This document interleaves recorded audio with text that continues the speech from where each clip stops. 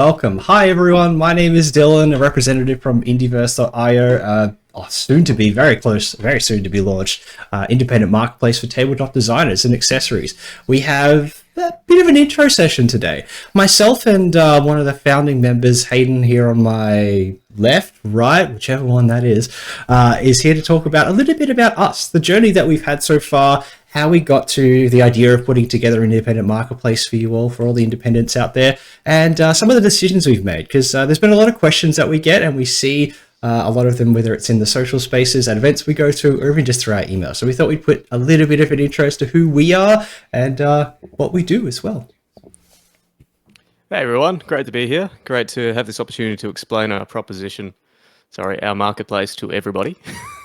Dylan's been running a bunch of these socials and podcast content. We thought this would be a great opportunity to jump in and show our faces and explain what this is all about and how we hope to deliver value to suppliers like yourself. Yeah, so that's the aim for today. I guess a little intro to who we are. If you haven't met us before, we've been to a couple of events across Australia so far. My name is Dylan. I am, I guess, the soft front of what we do here at Indieverse.io. You'll see me on our podcast that's coming out soon. Keep your eye out. It's going to be really fun. A lot of the social spaces, including our social media spaces, a lot of the emails and that, a lot of that contact is coming from myself.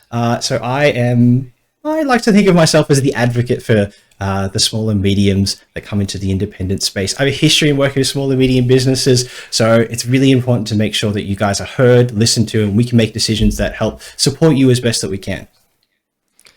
Yeah, I have to correct Dylan's intro there. He's the beating heart of Indiverse right now. He's the energy. He is so passionate about all of our game designers' problems, and even more passionate about our consumers' challenges and in accessing these amazing products that these creative game designers are putting out.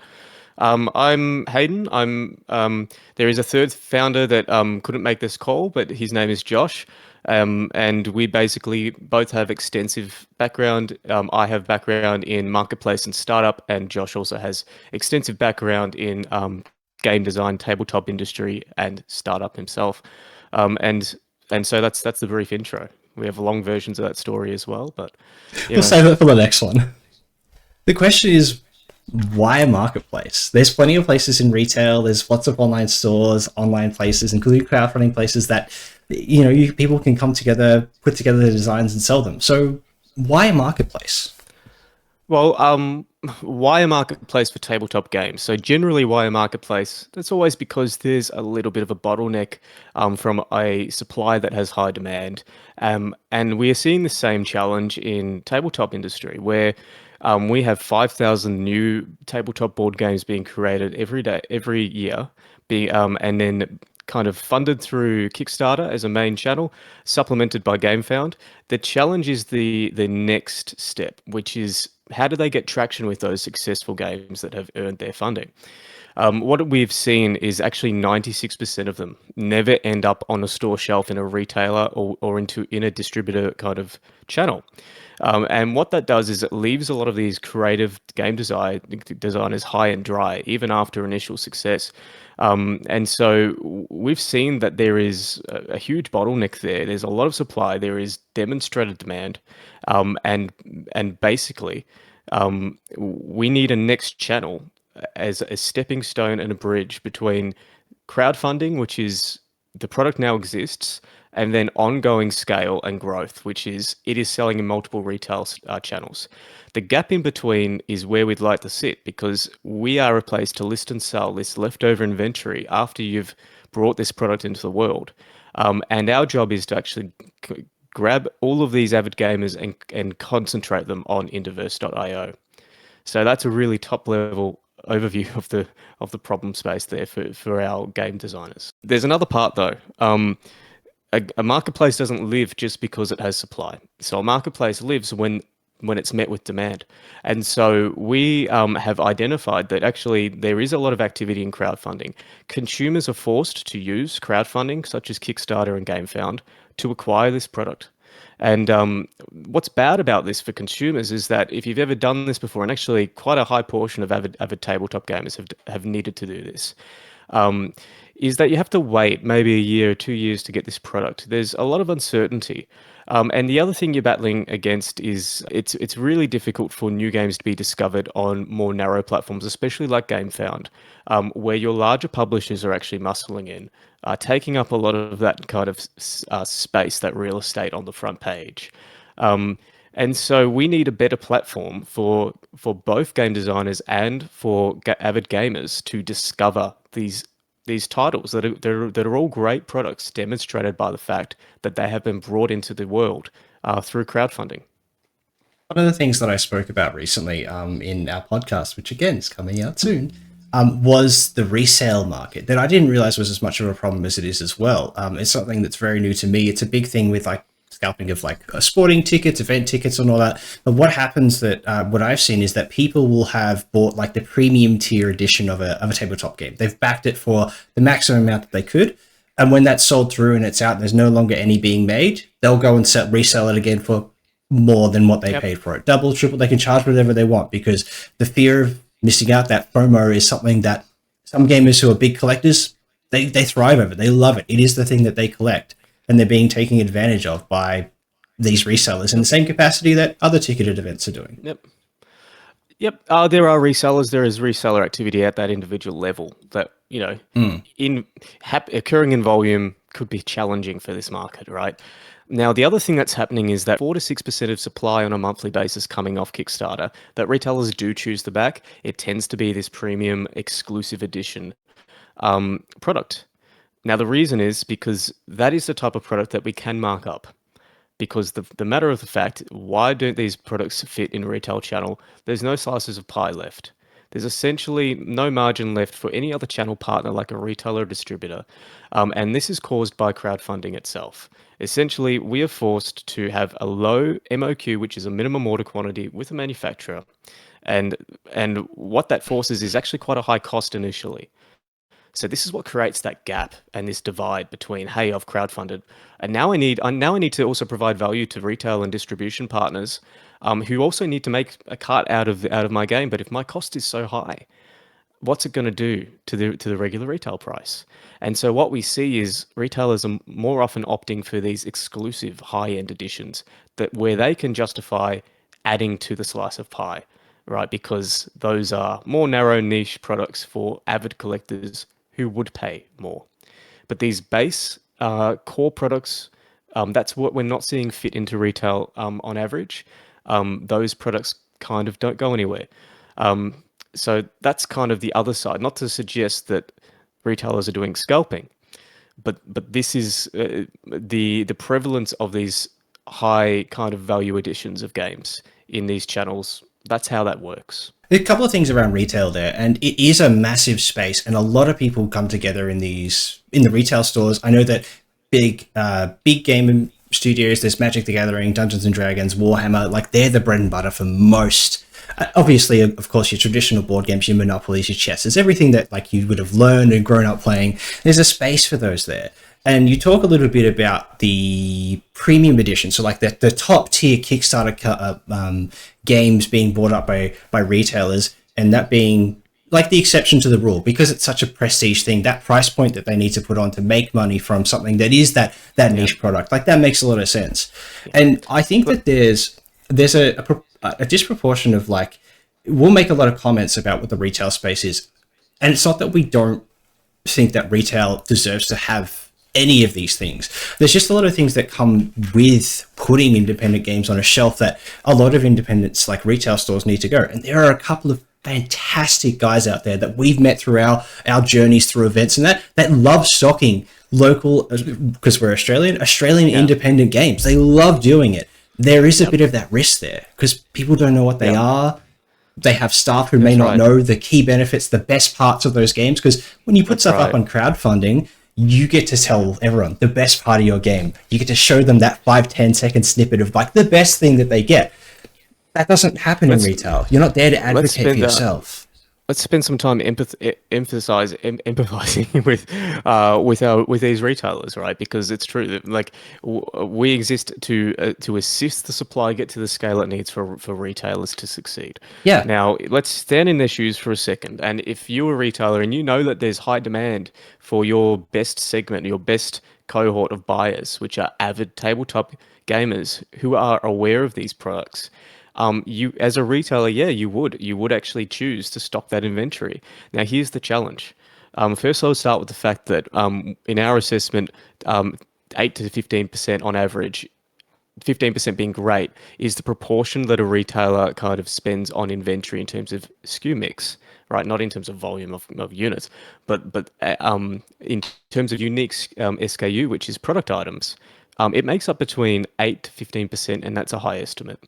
And now, if you really stand in their shoes and you order these products for your best customers, which they do, you are waiting one, if you're lucky, or 2 years on average to receive that stock.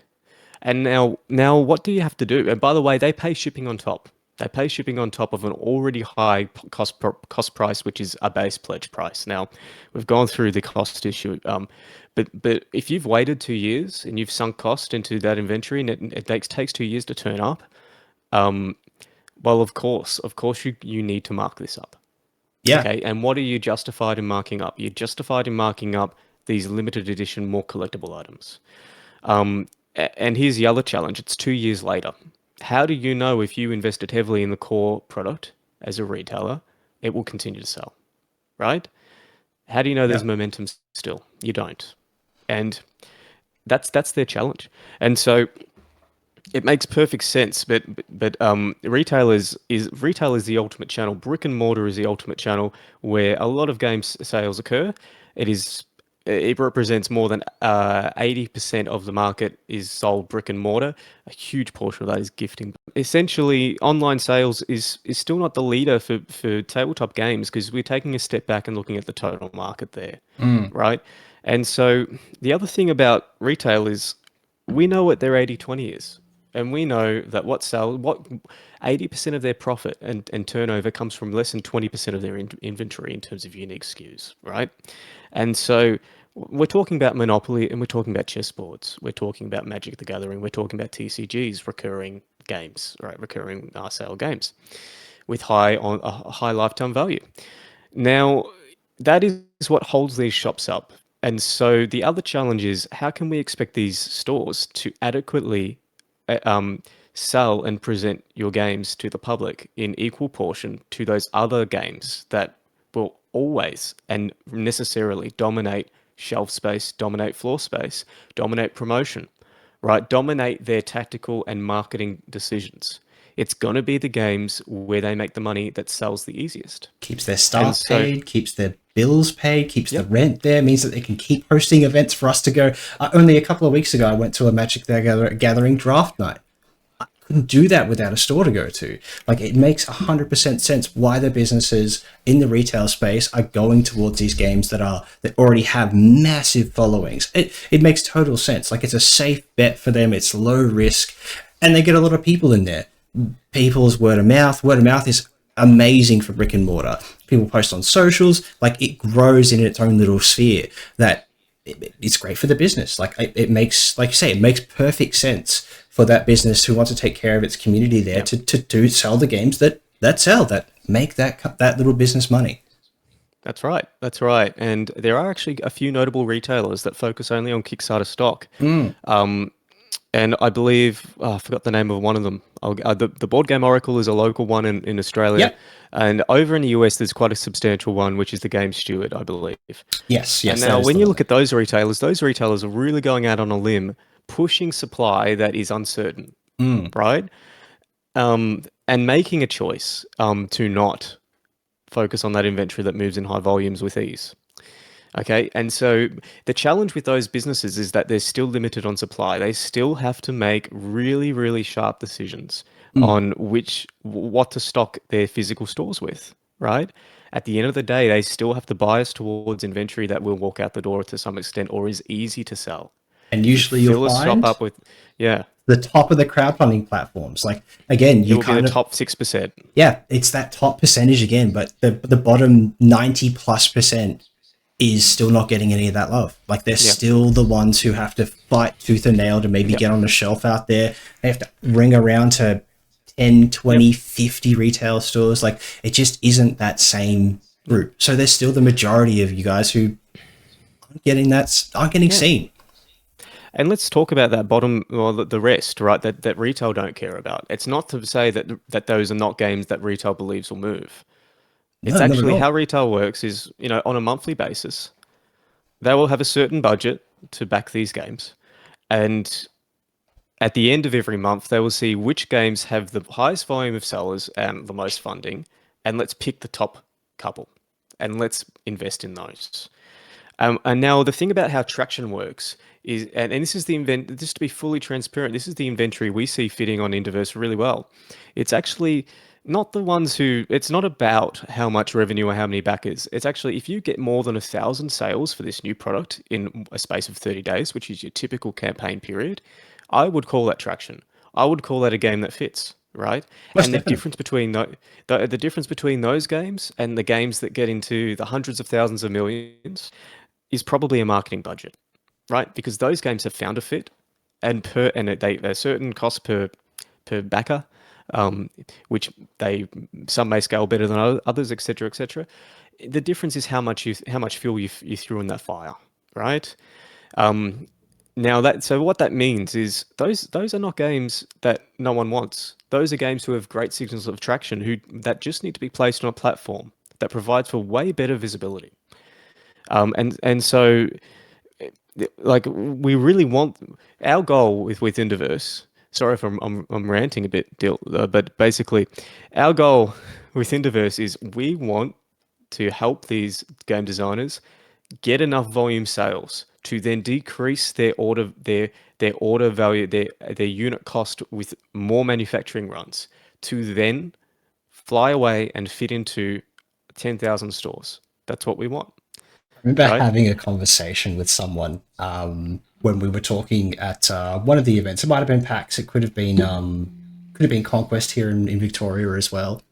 And they asked us like, so you obviously fit well for the small players, but what happens when they outgrow you? And I think the shock on the gentleman's face when I said, if you get into the space and someone walks into your office studio, wherever you are, hands you a contract and say, well, you're going to be exclusive with us, but we're going to pay you squillions of dollars, man, I would come into that office and shake your hand and be like, great, you've made it. Good luck out there. Maybe Yes. we'll go for a beer sometime. And by the way, we'll be celebrating those wins on a monthly basis. When we see 100%. supply has made it into retail and they tell us, we'll be celebrating that. Yep, 100%. 100%. That's great. It's awesome for you. It's a safety net for you guys. You've got someone who's willing to consistently buy your product. That's a great thing for Yes. anyone That is in the our ultimate independent goal, space. right? That's our Yeah, goal. Our goal, yes. So we want to be the middle step, right? That's it. yeah, Um, because we know how this works. If you become mass market, we know where you're going to live. It's going to be it's going to be all those channel partners, and yeah, they're going to love you, they right? are. Yes, but what's happening overall in the market right now is we have this new category and new breed of tabletop games. And we have a growing market and a base of avid gamers who absolutely love this product. Now, the challenge is because the wide end of those games, and most of them don't get into a next channel quite easily, right? Um, it's actually stifling the growth of this overall market, right? So we're still in early adopter phase. And an early adopter is someone who's happy to put up with crowdfunding pains, who's happy to wait for 2 years, who's happy to get a product that maybe it might have been its very first print run. The designers might have might still have a few more lessons to learn in terms of product polish. That's what an early adopter is, and that's what's really supporting this market. But when we move into a maturing market phase, and eventually some of these products, such as Wingspan, are edging on becoming more mainstream, right? At the moment, it's blocked. We are bottlenecked because those next step buyers would never buy from crowdfunding, ever. They don't. And I guarantee you, if you're a gamer, I guarantee you have another friend or a couple of friends who are avid gamers who they themselves would never back, right? And that's who we're talking about. We're talking about these avid gamers who, they're not into the risk of crowdfunding and backing, right?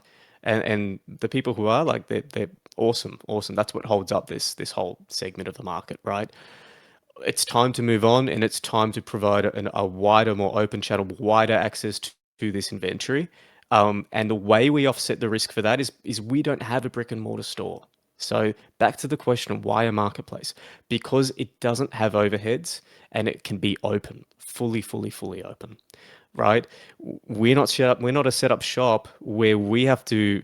We have really high bar for profitability and really high overheads to make up for. We don't. That's the beauty of it, right? And that's how we keep a very low margin. The lowest in the industry will be our margin always. And that's why we can offer things like first 10 units sold at and we'll take nothing. We'll let you sell 10, you keep everything, right? Um, that's why the marketplace and an online marketplace of this, where, the suppliers do own the means of delivery and fulfillment of the products, right? Because if someone else did, that's overhead, right? Um, that's why it needs to be a marketplace. All right, so that's the retail space. We ventured a little bit into crowdfunding a little bit, but I want to take a little bit of a deeper look into that from both the perspective of suppliers, our designers that we want to support, and also the consumers.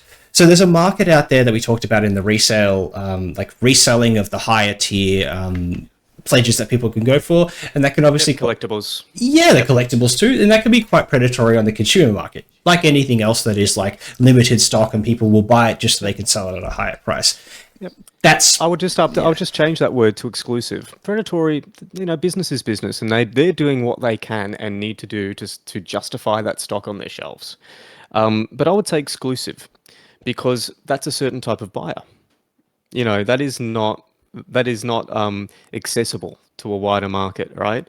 When we're only stocking that crowdfunder game, but the top pledge or top tier of that product, right? Yeah. Okay, but it's still like there's the shopfront retail of it that is like that they're trying to sell a premium product, but the other end of the issue is the private resellers. They'll bulk buy those premium editions just to have them sold in an online space, much like what it would be if you were going through Shopify, Amazon, like any online store. You can just open up your own store, sell the product that's already been sold for a lot more than what you paid for it. And that's, I think, where the issue comes through. There's no protections there from the crowdfunding perspective to stop people from doing that. If I want to buy 10 copies of a thing, if the supplier doesn't set that limitation, I can just do it. And then I can go sell it. And because the crowdfunding issue that we spoke a little bit about, in like it not being a good channel to continue selling your game, the only place that those suppliers can go back to put more of those games out that potentially can have this same issue is back to crowdfunding. So it makes this kind of like hamster wheel thing that makes it a problem for them because the designer doesn't grow, but there's also this percentage of people that are reselling stuff and messing with the consumer market as well. So having a space that, and I know I've kind of stolen the thunder from you a little bit here, and I will get off my soapbox in just a sec. Like the only place that they can keep selling these things is in these other online marketplaces, which we will touch on. That's probably going to be our next little bit. But the crowdfunding space, where, I mean, we talked a little. I just spoke a little bit about the hamster wheel, but what else do you see that big problems that we? Well, we can get? I think the hamster wheel is something really important to start with. So crowdfunding is amazing. That's how this inventory, this is how we have this market, right? This is how this has happened. So I just want to call out some stats here about crowdfunding. Did you know that tabletop games are about 45% of funded revenue for Kickstarter? And it represents 370 million of US of Kickstarter's total revenue, and that's 45%. And now we have spin-off crowdfunders such as GameFound who saw that and just made a purely tabletop crowdfunding platform that's now hit 58 million US revenue from total funded revenue, with some of the most funded games ever. There are some games with funding of 6 million. There's one on Kickstarter, I think it was Kickstarter, of 21 million Australian with this year. And that was just a tabletop RPG. And some of these games absolutely fly off the handle, right?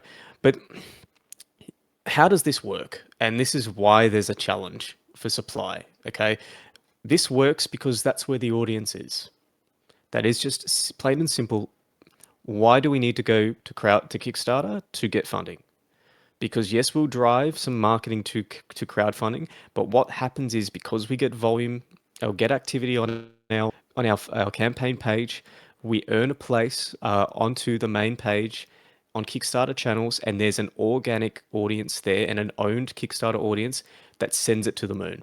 And that is how that works. So the power of these platforms is audience presence. And so why is this a problem for suppliers and game designers? Well, you can't leave. Where else do you go for that same audience, right? Now what they try to do is they set up their own shops. They try to drive a lot of traffic to their own shops. And this is all of these designers competing to drive traffic to their individual shops, right? Yep. And now that is high spend, that is money down the drain, that is you were in startup land. You had a product that gained traction on crowdfunding where the audience was. You have moved on to an owned channel like a website or this or that. And you are starting actually from zero. And that is the problem because the audience currently only lives and buys on one type of channel for this type of product, and that is crowdfunding platforms, right? And so that creates a problem. It creates a problem of well, I've got to go back there, right? I've just and this is why we see that actually, and we've spoken to many designers that have told us this. Well, it was just easier for me to launch a new product and sell a new product Yep. than succeed with my already successful product. Now That that is a big problem, uh, right? just from a creative perspective, every time I hear that from someone designer, it hurts me a little bit. So myself, I'm a bit of a creative as well. I run and play D&D. I love tabletop games. I love the creative writing and construction of new ideas and collaborative work and all that. And just the idea, and you'll hear it in the podcast, and I apologize for the amount of times that I will say this and you'll hear it come out of my mouth. The idea that you get something that you put all this time, effort, energy, and passion into, and then you just put it on your shelf, it makes me so frustrated. It demoralizes me from wanting to expand and grow these amazing universes. Literally yesterday, I was looking at a wonderful new roleplay game that I now is skipping my mind, and all I saw when I was scrolling through their Instagram feed was the lore, the characters, the gods they created, like the depth of the thing that they love, and that you lose a lot of that. You lose the chance. Some of the biggest names in games, books, movies, whatever, they have massive universes, and people with amazing creative skills, they don't get to build that. They don't get to have their own thing in that space, and I hate it. I know. If I cut your wrist, Dylan, you'd bleed tabletop. So I get it. That's what Yeah. passion is. That's such that's a bit of a violent way to explain, but but that's exactly right. And that's how we got there. So Josh and myself in the really early days, we were just noticing we just had a bunch of market immersion for about a year. I met Josh as consulting to try and help bring back to life Dragon Dice, which is interesting. Great game and a fascinating story. Yeah. And basically we just kept noticing, geez, so where are these games? Where is it? How do I buy it? Where is it? And then the other challenge of the number one problem we tracked in all of these community channels was, hey guys, I need help marketing this game. Hey, how do I get into a shop?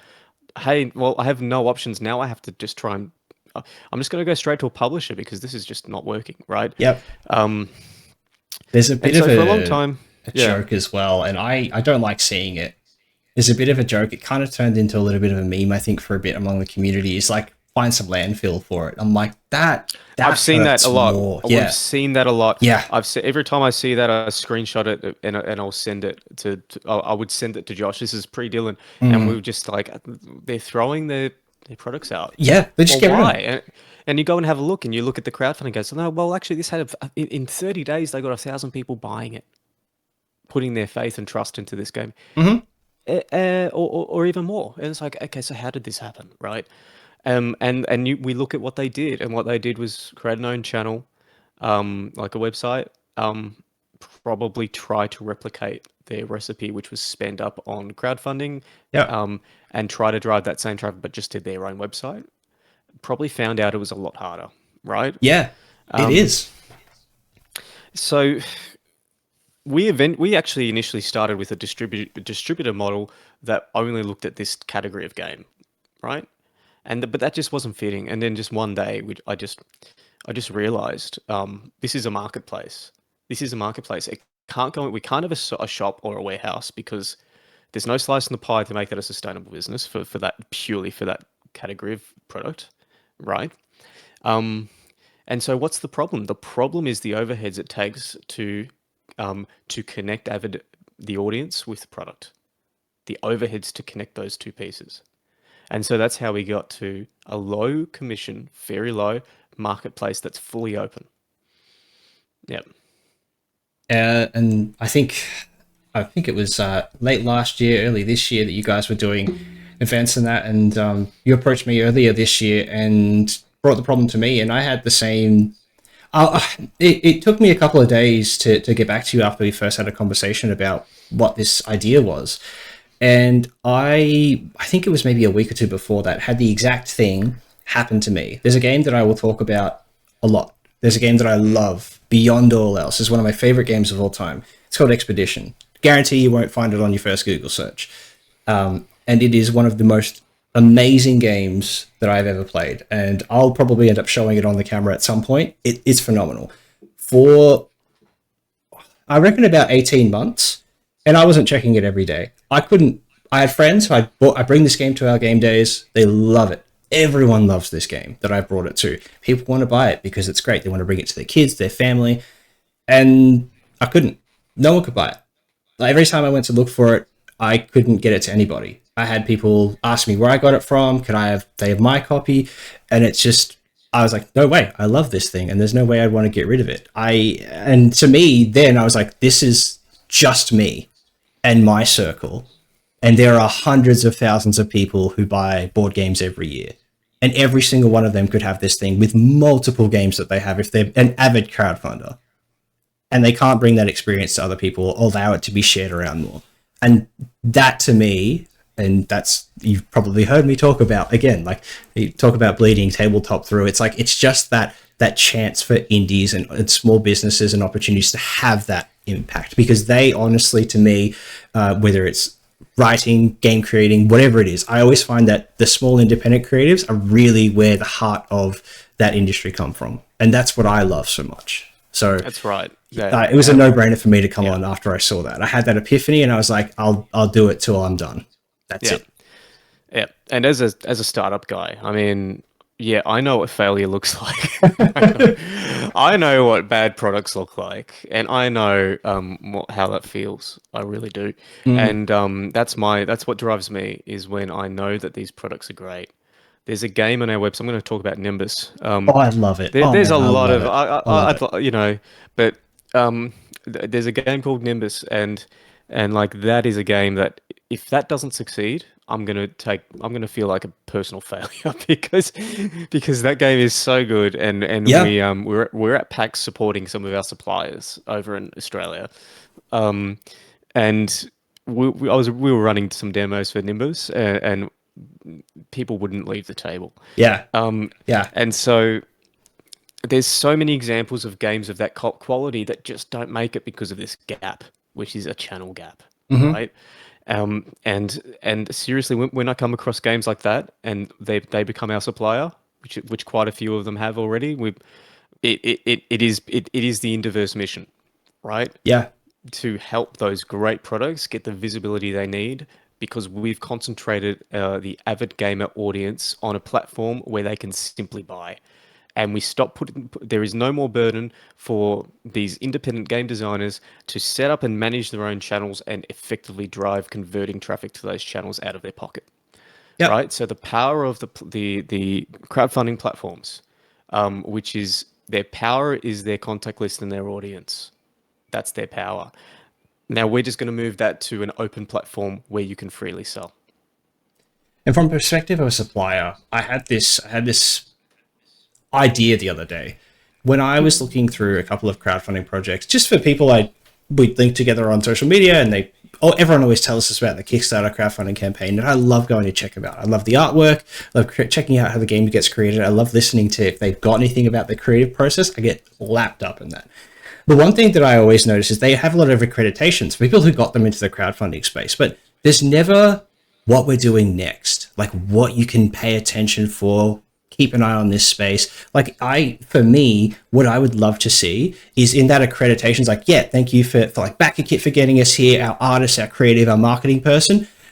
Thank you for the place I'm going to be selling my game. So if you guys aren't interested in doing that here, you can absolutely after the crowdfunding is done, anything that's left over, or if we need to reprint, it will be here. So before they even think about getting that game out through crowdfunding platforms, they've already decided where they're going, which means that issue of trying to find where they can scramble the money that they made from crowdfunding to fit into one of these platforms, whether it's retail, whether it's other online platforms. With us, you have a simple, low commission that is straight the same, no matter where you're from. And everything that you would like to increase the cap that we might take from you is stuff that we will approach you with. We do marketing together. Maybe we do activities around to increase it, but it's all stuff that's for you and opt in. That's the big thing that we like around the open marketplace, and not having to be forced into these high overheads. We give you the flexibility to choose when you're ready to take that next step. And that's a massive piece. And let's talk about why not Etsy and why not Amazon. Okay, so you mentioned it already, Dylan. So high overheads, but that's expressed in hidden fees, hidden margins and costs. We go to nearly every board game market we can, and I guarantee you, if there's anyone who's doing handmade products, handmade games, right? That would be an Etsy supplier. Of 10 of them, only 2 of them are still on Etsy, and the other 8 have left Etsy. And this is because Etsy does this thing. So obviously its commission is quite low, right? And so what they do is, if they have this kind of deal where if they drive marketing traffic to your product page, it goes up to maybe 20%, and it depends on the category. But at the end of the day, you've lost a percentage that's actually quite similar to just being in a shop, right? It's actually quite similar. And so we also do need to have a marketing commission. But our difference is we're not going to just assume that all traffic on Indiverse is because of our marketing efforts. Therefore, pretty much any sale has this huge bump up in commission. We only will enforce this commission when we have directly collaborated with our sellers on a marketing activity that they are across and aware of and have opted into, right? That could look like advertising banners. If like anyone who uses social media sites or websites anywhere, there could be advertising banners on the side where you would normally see Etsy promotional stuff, Amazon promotional stuff. There's potential that it might be something like that, but again, you're opting into that reel. You're opting into being in that present space. That's right. It could be. I actually figured out how it works as well, and I just want to make sure everyone knows this. So, if Etsy has acquired that user in the last 30 days in any way, and they eventually 30 days later, within 30 days, buy your product, there you go. They earn your commission. Right? Yep. So tell me, how much of Etsy's traffic don't they market to, right? Now, now let's talk about Amazon. Amazon's weakness is actually its collaborative filtering, and that's going to be probably a very controversial thing to suggest, right? Because that's how they win, and that's how they improve their customer experience.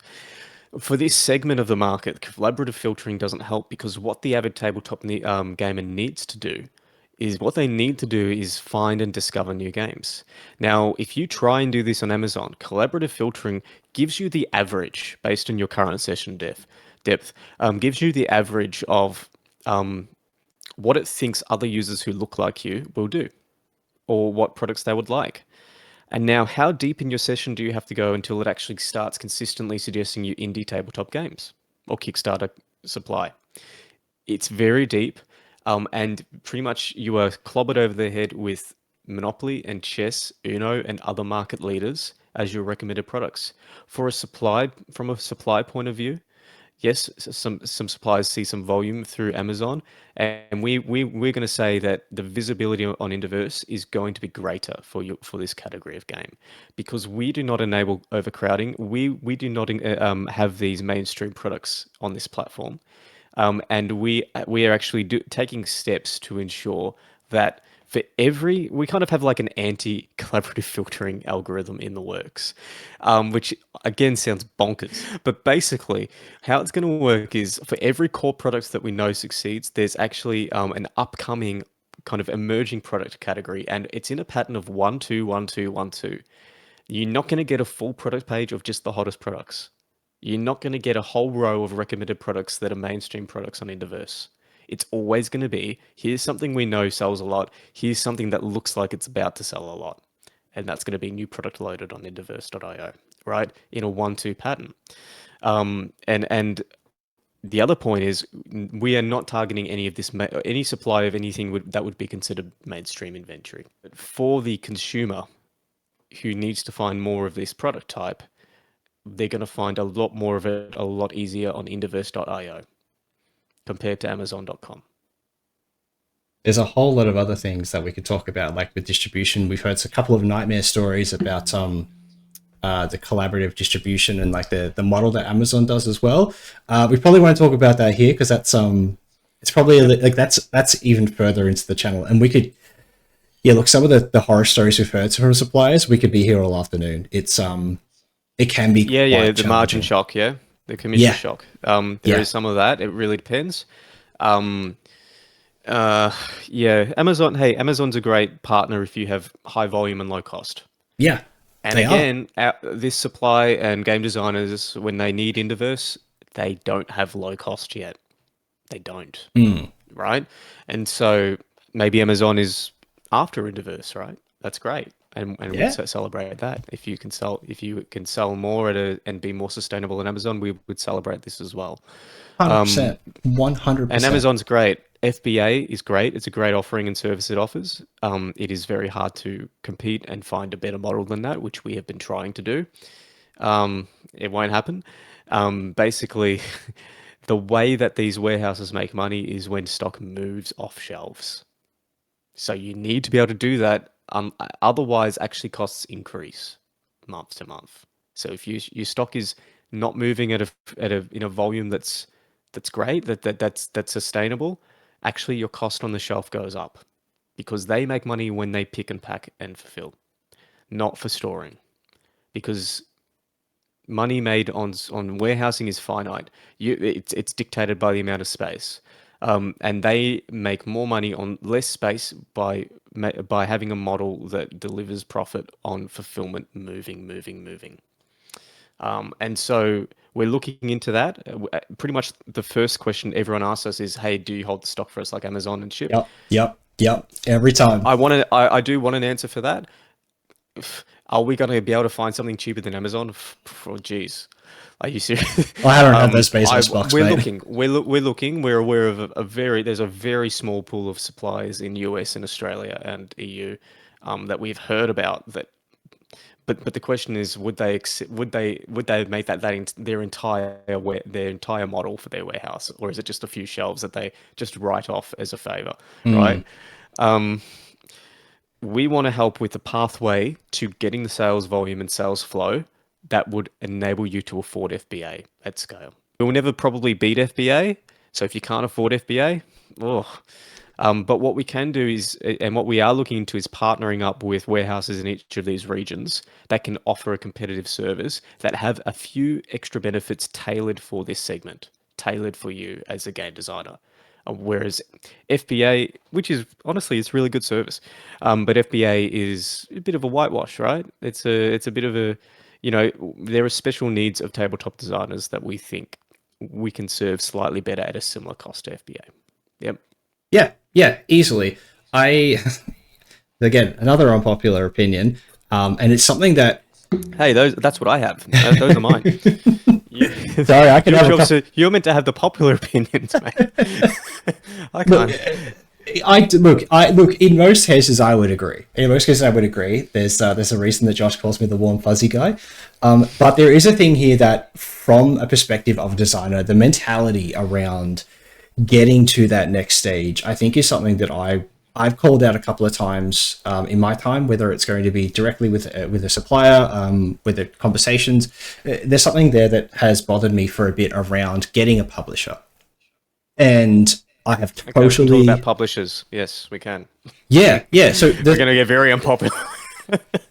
And I don't look. I don't think that it's a problem caused by publishers. I think this gap between where you have a successful crowdfunder to getting a publisher or a retailer, there is so much unknowns between yourself and the people that you're trying to connect with that you can't support from a crowdfunding platform. Like, it's not a consistent Like for what a retailer is looking for, a publisher is looking for, is something that's going to sell They both need to do the same thing. consistently.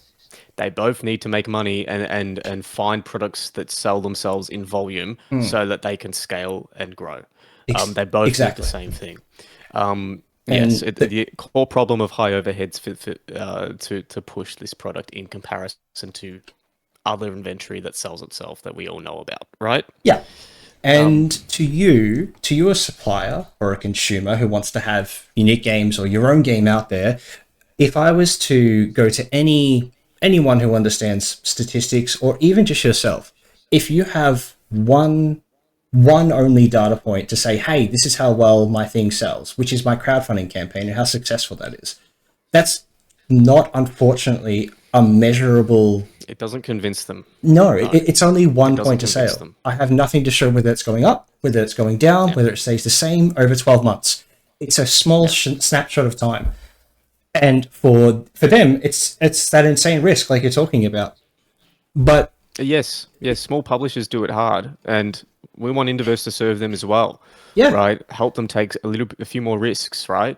Um, uh, but it's all hard work. It's all a tough business, right? Um, Publishers, these small publishers are trying to kick down doors to get into retail with the yeah, same inventory. they You are. think just because they're a small publisher, they're having much more success? It's always based on the product, right? So it's almost equally hard as a smaller publisher as a self-publisher to get into retail. Smaller publishers know the play, they have contacts, right? But it's not an automatic thing. It's not an automatic set and forget. Hey, we've sold one game into this retail franchise. Give us yours, and we'll make the magic happen again. It's not actually how it works. If it did, small publishers would be the business to be in, Yeah, right? 100%. 100%.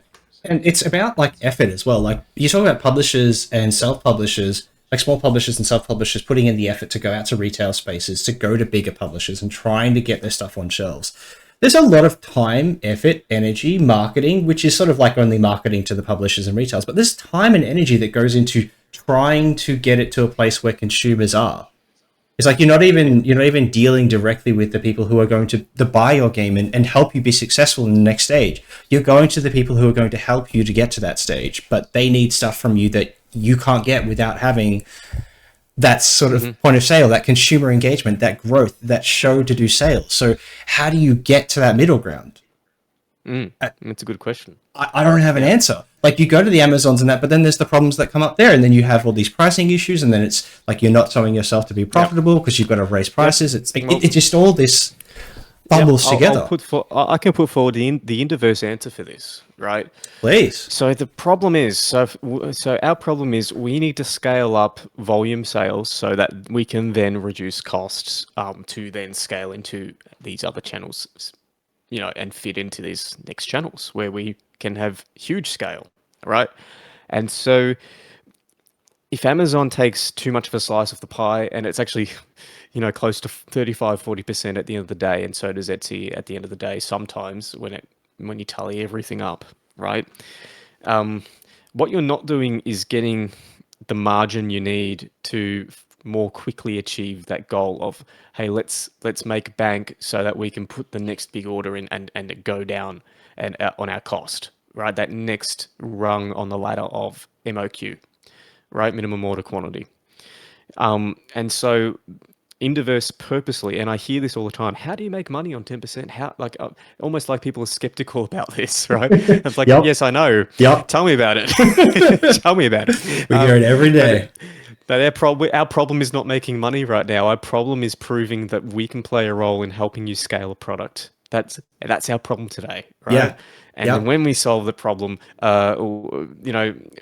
there's 5,000 new products that we have seen have traction because they're successfully funded through these crowdfunding platforms every year. Don't worry about us, right? We know that you need money and you need to retain your money to do that, to reduce overall your next manufacturing run, right, in cost, so that at the end of that tunnel, you can have a product that has proven track record of sales and volume, growing volume, you know, and also you have now a cost that fits in with those other channel partners. And we shake your hand. Dylan cracks a champagne. He might share some with me, and we will be very, very happy, right? Yeah, we'll be there with bells on to celebrate. Like, we want you to succeed. That's it. Yeah. Like, that's it. That's all we want. And if that's hard to believe, I'm sorry. I don't Yeah, know what to tell you. we understand. Yeah. Yep. Yeah, it's like, marketplaces are hard, and this doesn't work without 1 + 1 = 2. And Dylan knows what I mean by that, don't you, Dylan? Yeah. What do I mean? Oh, What do I mean? it has to exist. Like, there needs to be a thing at the end to aim for. There needs to be something to build. There Yep. needs to be channels that pre-established things that get you to the next stage. You can't have two without your 2 1s before it. Like, you just can't. Which are the consumer and the supplier matching up to make more value than what we started with, right? And that's all that matters. And so thank you for concerns about how do you make money. Thank you so much. Yeah. I just tell a little story? It makes me laugh from one of my other startups. Yeah, please. It's a complicated product, and it's, oh my god, I won't explain it, but it's in the middle of the night, customers are sending me messages saying, "Hey, something's happening on the software, and I can't do this thing." And it turns out our database just died. Our server just died. Sorry, our server went That's down. not a good way to go. So I had to manage, and this was actually a digital game. It's like a party game like Jackbox, and so they had all their friends there, and there's a lot of pressure because we're ruining these people's night because we can't give them the game they paid for, and they've organized to come and play it, and the server's down for that host the service, and so back and forth, I call up my dev, I call up Nacho, and I'm just like, hey, fix this right now, because can we do anything? I don't know how we're going to resolve this in 10 minutes. 20 minutes passed, we resolved it, and what they said to me was, wow, you should get a raise. Like, yeah, thanks, I'll take that into consideration. Anyway, I just won't forget. So, don't worry about us. Like, we're doing this. We're doing this because we want to help, right? We don't deserve to be talking about revenue or profits until we solve those problems, right? Yeah. So just come along for the ride. Sign up with us. We're very flexible. We're very transparent. We're just here to understand your needs. We're honestly here to understand your blockers. And all you need to do is list a product. That's all you need to do. And honestly, let's take it from there. That's it. And if we can grow an audience, a golden audience, just like crowdfunding platforms have, but it's on this open channel where everyone can just come and list, that is going to be a really, really, really good thing for this market and for this industry overall, right? Let's worry about, Dylan, let's worry about the money later, yeah? Yeah, easy. Done. So yeah, if you see 10% and you get, because I just hear this a lot. But 10% is still too low. Like, what are you guys really doing? Like, there's nothing there. Anyway. Yeah, and like you say, when you people talk about 10%, like, oh, what how are you guys doing all these things? It's like, well, we asked for help. A few guys. Yeah. Yep, that's right. Yep. Yeah. So people talk about marketing, and it's like, you guys would like your games to sell too. So you should also be you promote where you sell your games. That's right. Whether it's your website, whether it's crowdfunding. It's like, not that we assume and that you guys should do it all, but we guess that some people are going to say, you should come look at what we do. The goal for us is we need another golden audience and another option aside from going back to crowdfunding. Okay. Yeah. We need a platform that can do this. Yeah. Okay. We need more options out there. That's it. Options. Just something that can give a space to go to. One of the things that I thought as well when I was thinking about crowdfunding is, you, as a designer, you have to put a price tag on what you're going to be selling from crowdfunding. And that also takes into consideration the overheads you have for shipping, manufacturing, and everything else that goes with that. But if at day, let's say, I don't know, however many days into your journey of creating a game, getting it onto Kickstarter, you're like, what price point am I going for? If you can look at what your price comes out to and be like, cool, well, I already can be like, great, all I need to think of is another 10%. And that's where my sales channel will be. And I can use the same marketing tools, material. It's the same formula that you would be using on crowdfunding on an open marketplace. it makes your job so much easier. You're not trying to juggle fees. You're not trying to be like, oh, next one I've already cut like this much and then I've got to look at this one and that one. It's an open place. The barriers are down. Come in, have a look at what we have to offer. If you hate it, we don't lock you in. So there's no harm in putting that 10% there. Full control. Yeah. Full control of your price. And like there's a lot of really other nifty features in our marketplace. You have multiple methods of managing your shipping, right? Region-based table rate shipping, as manual as you like, or just leave it as a flat rate. That is, and just say this region only, local, US only, Australia only, and leave it that way, right? There's a lot of other great features. You can have a community of followers. You can have Q&A. On your product pages, and you can respond directly to product queries. So if you've got someone browsing your product, maybe there's just something missing content-wise, someone can ask you a question, a user can ask you a question on that product, and you can answer it, and it lives there on your product page, right? And with your approval. Reviews, we have fully featured reviews, right? Customer reviews. We have a few features that are also optional. You can switch them on or off for yourself as a supplier. If you would like a live chat on your designer page, which is a page that shows off you as a designer, right? Like a homepage for you as a designer, you can have that. If you really are into like, you want to know what people's questions are and you're open to them just sending you a message and you can have a look at what their queries are, you can do that, right? Then the other thing you can switch on is support. So if a customer or a user just has a question or a problem with something, they can actually directly reach out to you, and there's a ticketing system. There's like a CRM built in, and you can manage your own cases, right? That, by the way, we don't have visibility of that, right? We only kind of know about when the user is, they'll reach out to us to resolve any problems. So there's holiday mode as well. You can just, if you don't want to fulfill, you can easily just switch it off. Right, full order management, full inventory management, and product management for your product page details, social links, all of the rest. There's actually a bunch more than that, but it's really quite a fully featured marketplace we're about to launch. Yeah, We'd love you and to you have join full it. control of all of it. Yeah. There's going to be guides, documentation on the stuff that we do offer. You'll see my lovely face on a lot of those videos as well. Yep. We want to offer stuff that's in documentation, in platform help, and video guides too, because not everyone learns in the same way. I have a history in teaching at a small and medium business level, and I know that there's lots of challenges that people have when they're trying to learn something new. So we make ourselves available in whatever way that we can, especially through like the multi-formatted ways of giving you the information that we have on our platform.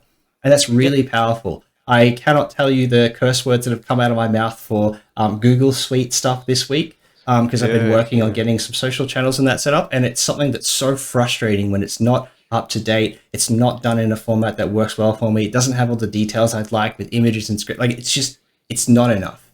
And it's not something I want to be giving over to anyone in this space because not everyone's also super tech savvy. So we want a space for you. All sizes. So Dylan spent a lot of time on the supplier onboarding journey, emphasizing with the supplier, and we have made adjustments to our vendor dashboard and our vendor hub to ensure that this is really kind of the simplest, the most control without being too complex. Yep. In terms of managing your vendor account and products and orders, right? Everything we also in between. have shipping integrations like ShipStation, right? Which is kind of like a platform that lets you easily pack and send. You can integrate via API into ShipStation, and you have full shipping status tracking in your order management section of your dashboard, right? And yeah, it's something we've been working on for a while, and it's going to be fully featured, and so always open for any suggestions on more features our designers would like.